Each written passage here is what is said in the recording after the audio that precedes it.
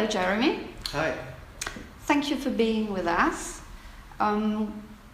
We are going to find out something more about your art today. Okay, so I'm going to ask you some questions. Okay. First of all, can you tell us about your art and your work as an artist? I started off as a painter, so I was trained as a painter in art school, and I've been practicing for about 10 years or more. And so I went through the whole experience of learning different styles and finding out about your own identity as an artist. And I'm based in Singapore. I'm a Singapore artist, and recently I've been traveling quite a bit. And my present practice, I think it's about a kind of consciousness, a reflection of a kind of conscious life, using technology and science and collaboration to create works that makes use of different media. So it can be based on the sculpture or paintings or objects, and sometimes they straddle between these forms. Yeah, is it a relief? Is it a sculpture? Is it a painting? And basically, the ideas are very important for me. How I develop them. Right. I think as an artist, I'm primarily interested in time and space. Also in materiality, and how that talks about a kind of how we exist today in a sort of like fragmented world, in a world of information and the internet. And I try to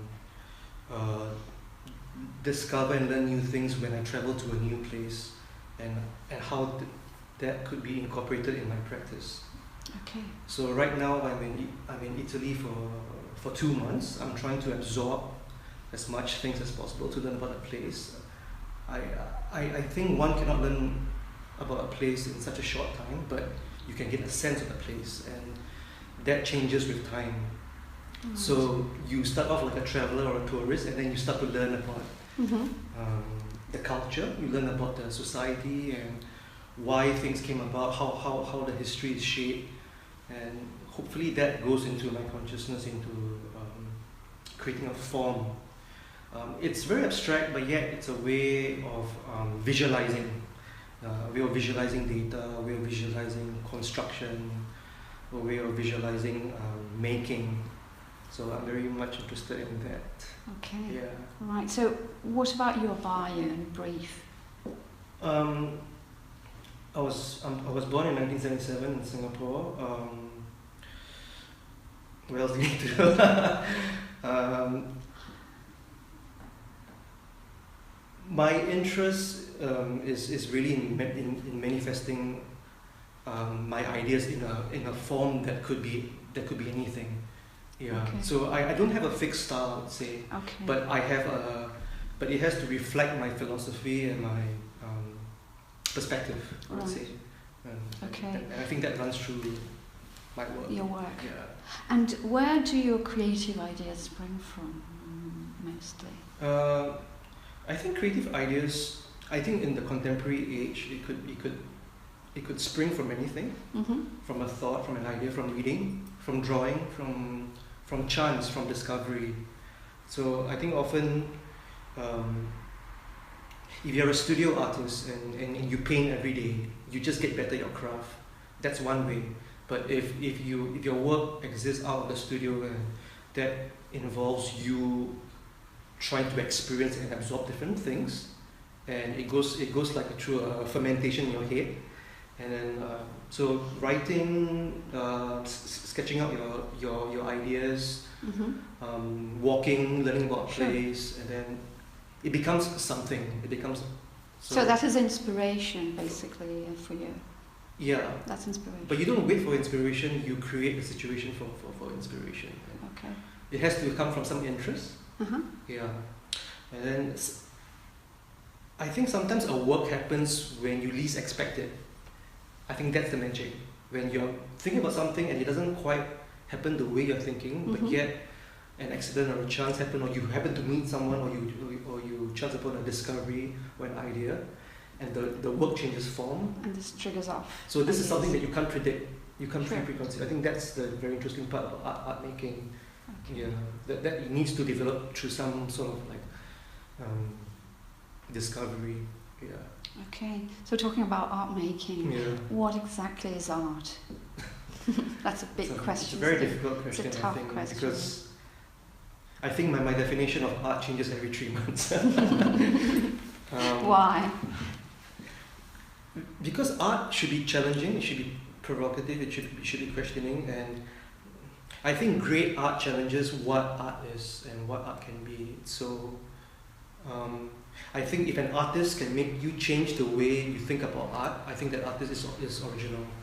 So I think, like, I don't exactly know what art is or what art should mean, but I think art, it empowers you. It's a very powerful thing, and it works on your emotion, it works on your senses, it works on your head, it makes you think, makes you sense, it makes you be alive. I think it makes you, good art makes you feel alive, from the routine, from the mundane, from the everyday. It takes you away from that. Yeah. Okay. Yeah. I don't know if that answers the question. No, it does, of course. Right. And are there any special circumstances that actually allow you to develop brighter ideas?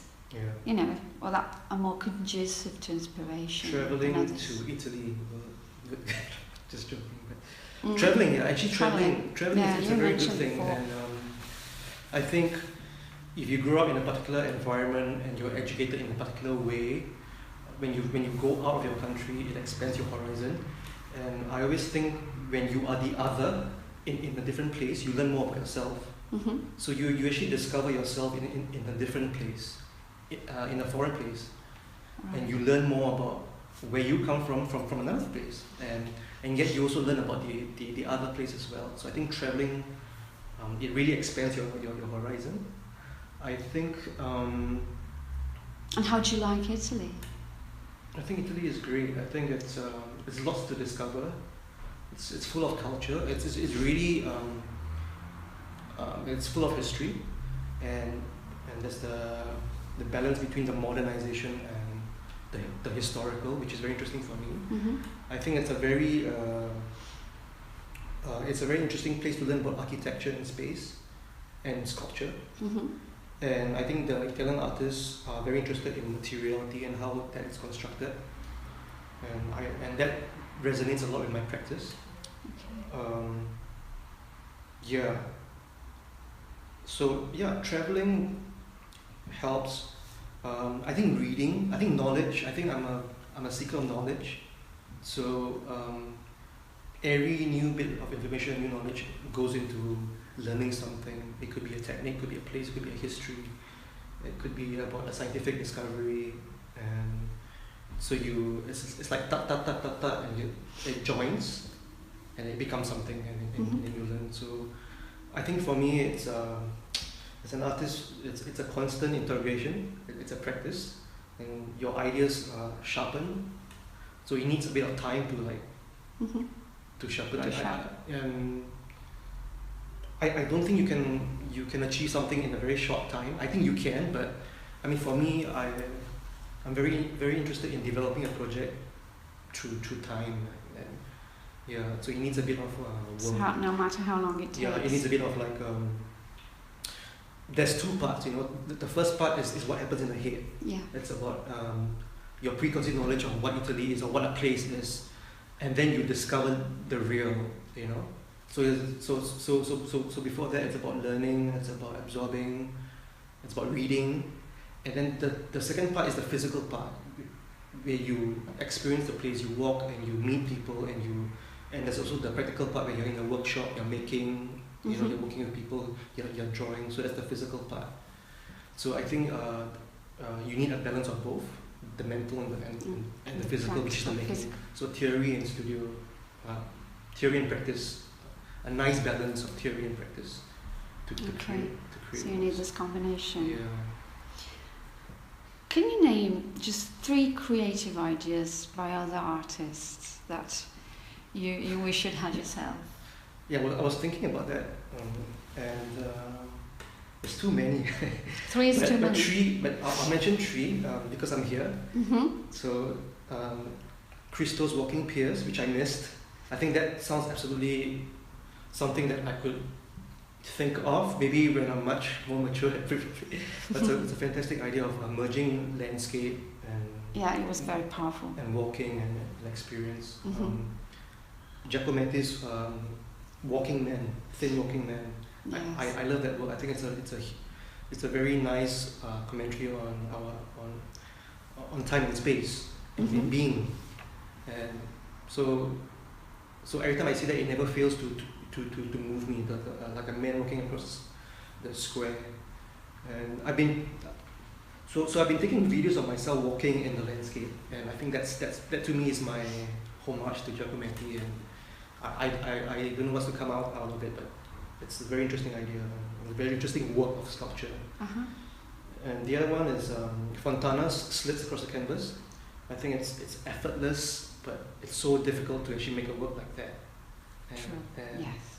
and that comes with his whole being and his philosophy. And it's not just slits on the canvas. When you look at it, you are just amazed by it, Yeah. and just moved by that dimension in the canvas. Mm-hmm. And that is not easy at all. It looks like the easiest thing, but it's the hardest thing to actually create. Yeah, I agree. And when did you start regarding yourself as an artist? The thing is, I think many people are creative and they're talented. They can draw, they can paint well, they can make things. But I think to consider yourself as an artist, I think for me, the most important thing is when I first regarded myself as an outsider.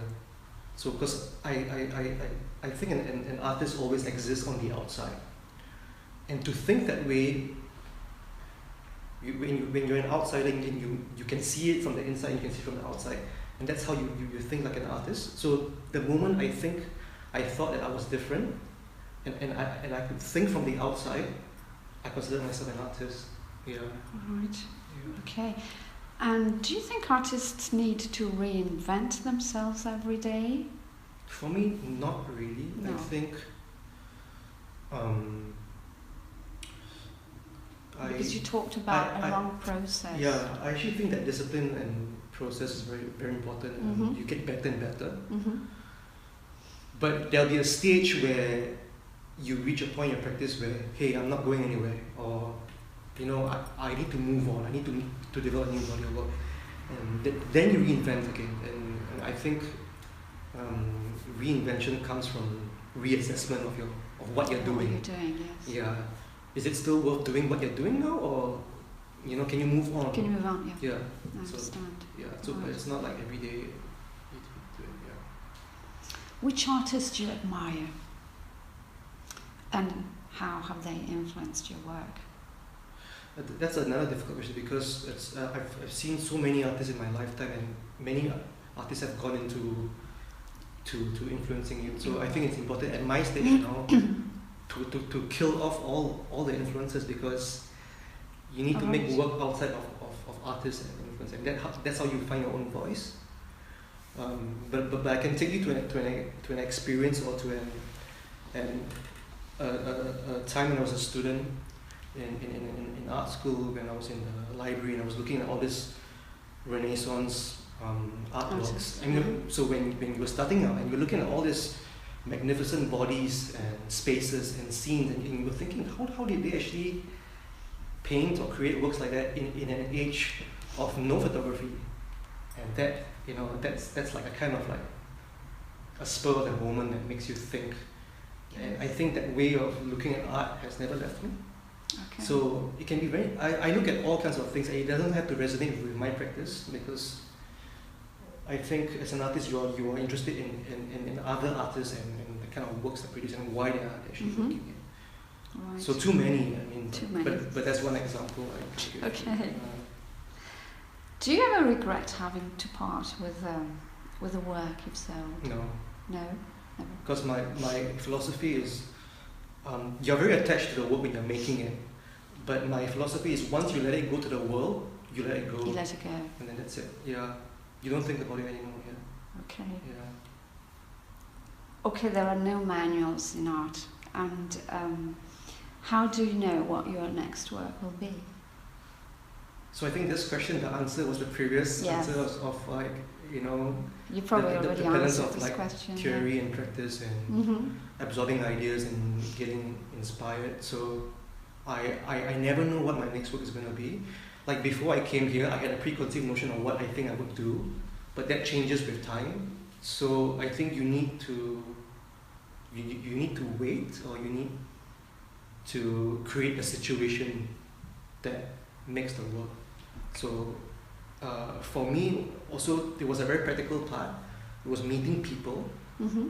that could help me make my work to meet fabricators, and that is a very new experience because I don't come from here. So first of all, language is a problem. Getting to the place is a problem. Getting into the social circle is a problem. So, but I think that's a challenge because with anywhere you travel to, you need to learn about the place first, and then something happens from there, and you develop something. And so I've been making lots of drawings as well, Uh-huh. and that's inspired me to create some things as well. And working on the computer and meeting people in workshops and friends of Jeremy who he's introduced to me, and seeing what they can do, and yeah. All right. Yeah.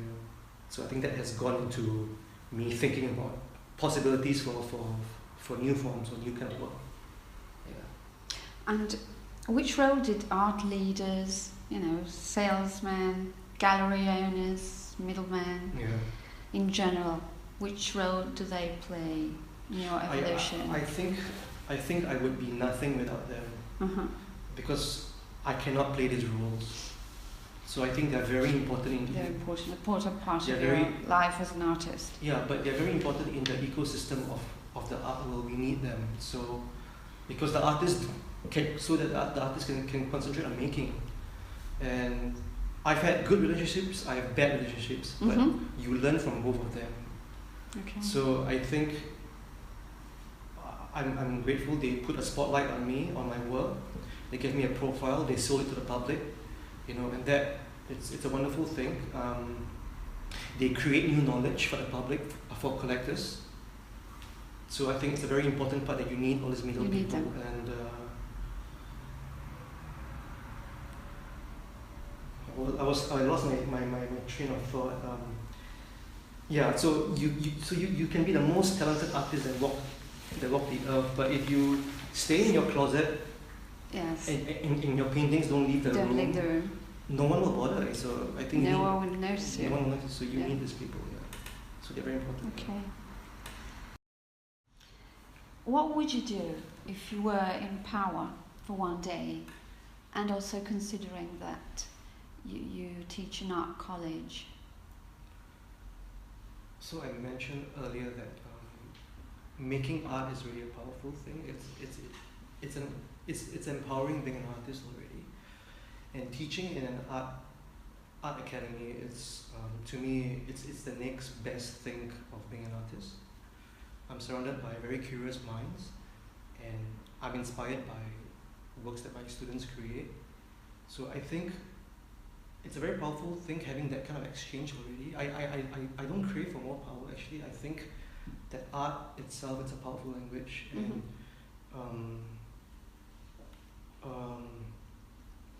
disseminating it to the students or creating that exchange, that to me is powerful. And that's the passing on of knowledge or sharing, and students get empowered that hey, I can be an artist, I can create books, I can say something, and that to me is very touching, it's very emotional. So that's quite powerful. Mm-hmm. So yeah, you're always inspired as a teacher by students who are so into it, who have nothing else on their minds. I think that gives me a reason to work, to have a job. To have a job, Yeah. yes. And yeah, so that's it. I think art is really a powerful thing because I never did think about being in power for one, because it's always it's empowering being an artist. It's a privilege. It's a real privilege to just to be an artist. And, And how long have you been teaching? I've been teaching full time for about 8 to 9 years. Yeah, and that was the art college that I graduated from as well. All right. So it's nice to pass on your experience. Yeah. Okay. And how old were you when you began to create art? Exactly. Maybe 6 to 8 years old. When I was, you know, like all boys, you know, your boys do it. I was drawing naked women. Yes, a naked woman. Yeah, I always think when you're a boy, you're curious about the other, the human body, and I was doing that when I was younger. So I thought they were brilliant, those scribbles, but my parents threw it away. So I think that was my first experience drawing nudes. Those were my first live drawings, my first nudes. Talking about childhood, is your art still going through a child's sort of discovery and a wonder phase, or is it now more intellectual, you know, grown up, mature? The curious thing is that I think it's both. I think art needs to have that constant discovery and childlike wonder about. I'm still curious about how things work. I'm quite a geek, so that's the child in me. I'm curious about how things work, how science works, how technology works, how I'm curious to learn about cultures and history, and when you discover the unknown, that's quite childlike, you know. But of course, it goes through a practice of rigor, of intellectualism because of my training in art school and reading. So I think it's both. It's both. You can't have one without the other, or the other without one. So you need both, I think.